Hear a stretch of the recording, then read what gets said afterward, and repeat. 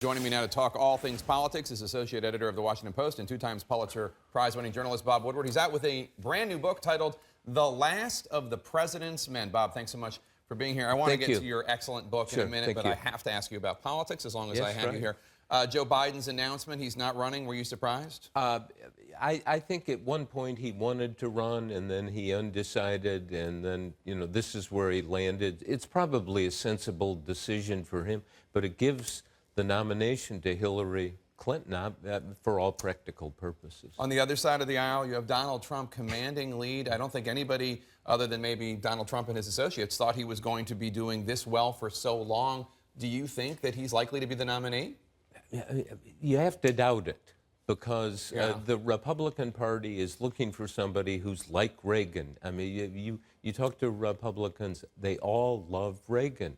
And Donald Trump is not Reagan-esque in many ways, and the party would gravitate towards somebody who can win, and the polls show that Rubio and Kasich, if they ran and won Ohio and Florida, no Democrat could beat them. So Republicans are going to want to win, obviously, and so this is the mystery, and we'll see what happens when people actually go to vote. I think a lot of those Trump supporters are no votes. They're voting no against politics in Washington and what's going on, and it's a protest.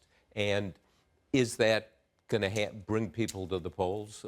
We'll see. So I think there's still a question mark over all of it. But the big question is, do we understand who Trump really is, and is he in touch with reality? I'm going to deport 11 million people out of this country. You have any idea the logistics of doing that? I mean, it's impossible. Well, I agree. A lot of questions about his policies. Looking ahead to tomorrow's Benghazi hearing, there are a lot of Republicans out there saying Benghazi is worse than Watergate. You obviously know a little thing about Watergate, know a thing or two about Watergate. Is Benghazi worse than Watergate?